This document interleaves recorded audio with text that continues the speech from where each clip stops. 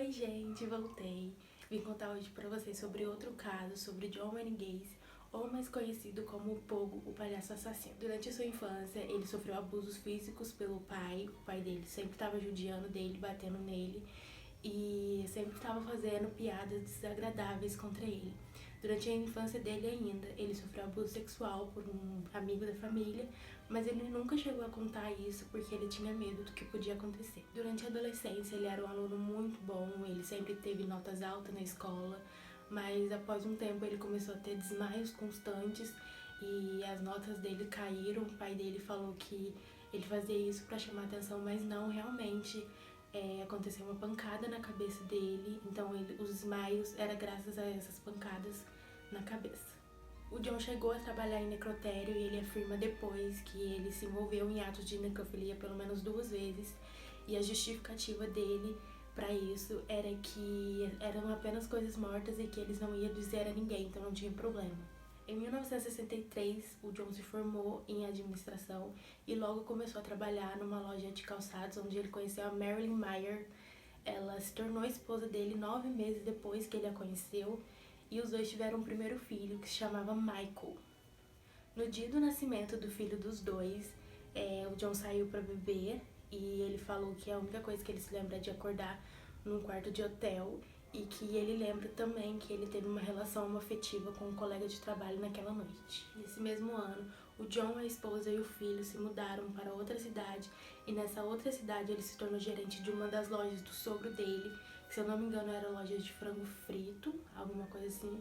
Ele se tornou gerente e ele trabalhava 16 horas por dia. Por ele se dedicar muito ao trabalho, ele acabou se tornando um dos membros mais importantes do comércio da cidade. A Marilyn engravidou nesse tempo e ela teve uma segunda filha, que se chamava Christine.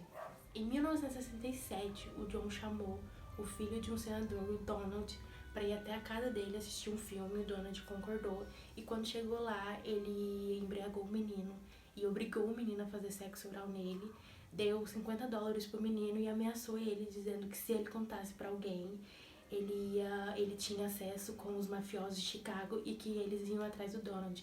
Então Donald não contou para ninguém. Nos próximos meses aconteceram mais abusos e um deles, o John encorajou o garoto a ter relação com a esposa dele. O garoto teve essa relação e depois disso o John fez o menino fazer sexo oral nele. Em 1968, o Donald foi contar para os pais. Ele disse que se sentia mal e pressionado, então ele contou para os pais. Os pais foram até a polícia, prestaram queixa contra o John e depois disso houve mais depoimentos falando que também haviam sofrido abusos sexuais. Quando John foi questionado sobre isso, ele negou a todo momento, falou que não havia acontecido nada, e ele se propôs a fazer o teste de polígrafo. Quando eles fizeram, a única coisa que apareceu como verdade foi quando John falou o nome, o resto foi tudo mentira. Durante o processo que estava acontecendo, o John foi até um de seus empregados e ofereceu $300 para ele atrair o Donald para um lugar e espancá-lo. O empregado foi e fez isso, o Donald conseguiu fugir e foi até a polícia, e no dia seguinte esse empregado do John foi preso. O John foi ordenado a passar por uma avaliação psiquiátrica, onde os 2 médicos disseram que ele sofria de transtorno de personalidade dissocial. Isso engloba a psicopatia e a sociopatia. Eles também afirmaram que esse comportamento o colocaria em conflito com a sociedade, mas que ele era competente sim a ir a julgamento. O juiz então concedeu a ele 10 anos de prisão e ele não teve reação nenhuma, ele pouco se importou, e nesse dia a esposa pediu divórcio. Ela pediu ao juiz a guarda dos filhos, a residência, as propriedades e a pensão alimentícia. O juiz concedeu isso a ela e depois disso eles nunca mais foram vistos. Dentro do presídio, o John se tornou uma pessoa super amigável, super legal. Ele até se tornou chefe de cozinha. E aí ele recebeu a notícia de que o pai havia morrido e ele se tornou uma pessoa totalmente agressiva. Ele começou a descontar a raiva dele em homens que ele achava ser gay. Mas ele não fazia isso por raiva nem ódio, ele fazia isso porque ele sentia atração física pelos homens. 1 ano e meio, 18 meses depois da prisão, ele foi solto por bom comportamento e após sair ele foi para Chicago morar com a mãe. Então quando ele morava ali com a mãe, ele se tornou cozinheiro, ele começou a guardar dinheiro. Em 1971, com o dinheiro dele guardado, ele comprou uma empresa de reformas e construções. No ano seguinte, ele comprou uma casa para a mãe dele E nessa época ele estava namorando com a Carole, que tinha 2 filhas, e as 2 filhas chamava de pai. No dia 2 de janeiro de 1972, o John deu carona para um menino que se chamava Timothy, ele tinha 16 anos, e ele falou pro garoto que o menino podia passar a noite na casa dele, que no outro dia ele levaria o menino até a rodoviária para ele poder pegar o ônibus e ir para a cidade que ele queria ir. No dia seguinte, o John acordou, o garoto estava na frente da cama dele com uma faca na mão. O John assustou, levantou da cama, foi para cima do menino.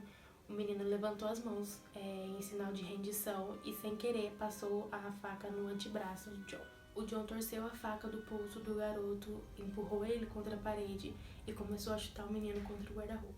O Timothy, na tentativa de se defender, empurrou o John agarrou o garoto e esfaqueou ele várias vezes no tórax. O John desceu até a cozinha e viu que o garoto havia preparado um café para ele. Então, sem intenção nenhuma, o garoto subiu com a faca na mão para poder acordar o John para que eles pudessem tomar café juntos. O John enterrou o garoto e cobriu a cova dele com uma camada de concreto. Mais tarde, ele confessou para a polícia que quando ele estava matando ele sentiu um orgasmo entorpecedor e ele até falou que ele percebeu que matar era uma definitiva excitação. Em 1974, John fazia festas de verão para a comunidade e os vizinhos falam que a casa dele tinha um odor estranho, mas que ele falava que era buraco de esgoto, que era rato, que era bicho. Então eles achavam aquilo super normal. Se vestia de palhaço, ele não cobrava absolutamente nada.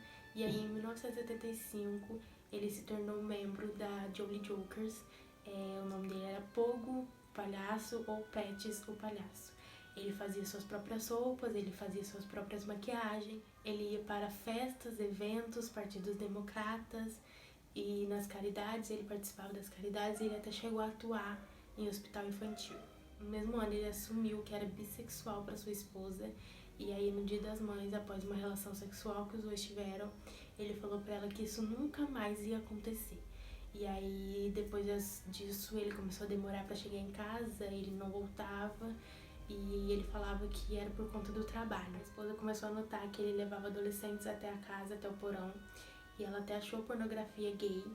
E aí, no ano seguinte, os dois se divorciaram. A empresa do John, ele contratava adolescentes sem experiência alguma, entre 17 e 20 anos, e os funcionários falam que esses jovens começavam a ir, depois de alguns dias eles nunca mais eram vistos. Começaram a surgir casos de desaparecimento na delegacia, até que um caso específico de um garoto de 15 anos, Robert Pist, ele trabalhava numa farmácia local e ele contou para a mãe que faria uma entrevista numa construtora. Ele foi até a entrevista e depois disso o garoto nunca mais foi visto. A polícia começou as investigações, mas não tinha paradeiro, não tinha nada, até que a mãe falou com quem que ele faria a entrevista. Eles foram até o John. O John falou que sim, tinha uma entrevista marcada com ele, mas que o menino nem sequer apareceu. A polícia começou a seguir o John, já que seus antecedentes não eram bons. A Procuradoria do Estado conseguiu um mandado de busca na casa do John. E quando eles chegaram lá, eles acharam brinquedos eróticos, acharam recibo da onde o Robert trabalhava, acharam um anel de formatura de um garoto que também havia desaparecido. E com as investigações eles descobriram adolescentes que trabalharam pro John e que também desapareceram. Na casa de John também foi encontrado buracos que ele disse que era para a nova rede de esgoto, e um policial mais experiente na área disse que aquilo não tinha cheiro de esgoto e que tinha cheiro de cadáver em decomposição. Em um posto de gasolina, os funcionários disseram que o John chegou lá e distribuiu maconha para eles de graça, sem motivo algum. E aí, no dia seguinte, o John foi preso por porte de drogas. No dia 21 de dezembro de 1978, eles conseguiram mais um mandado de busca na casa dele. E aí, os policiais foram até lá e quando chegaram lá, eles começaram a cavar os buracos e acharam ossos. E o John já estava na delegacia, ele foi até o hospital que ele estava passando mal, o policial foi com ele até lá. E quando ele estava saindo, o policial falou para ele que ele ia ser preso por assassinato. Ele confessou então o assassinato de mais de 30 jovens e ele falou que ele se passava por policial em perto de boates gays, atraía os meninos até o carro e quando chegava lá ele pegava um pano com clorofórmio, que é um anestésico, colocava nos meninos, o menino desmaiava, ele ia para casa, levava os meninos até o porão, deixavam eles nus e estuprava eles, depois os torturava até a morte. O John deu à polícia um mapa onde estava cada corpo de todos os jovens e eles acharam mais de 20 em estado de decomposição e havia um rio próximo ali que ele disse que jogou ali porque não tinha mais espaço na casa dele.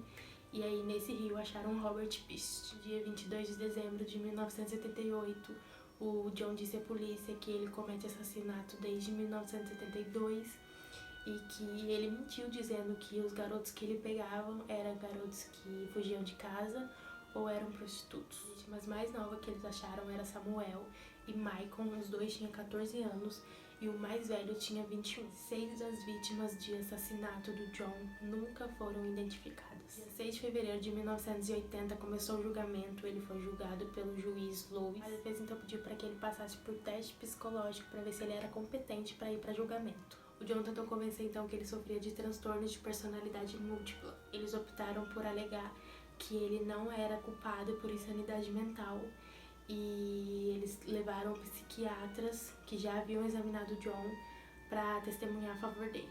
Os promotores então declararam que ele tinha total controle sobre as suas próprias ações. Havia duas opções: caso ele fosse declarado pelo júri como insano, ele ia ser internado em um hospital psiquiátrico.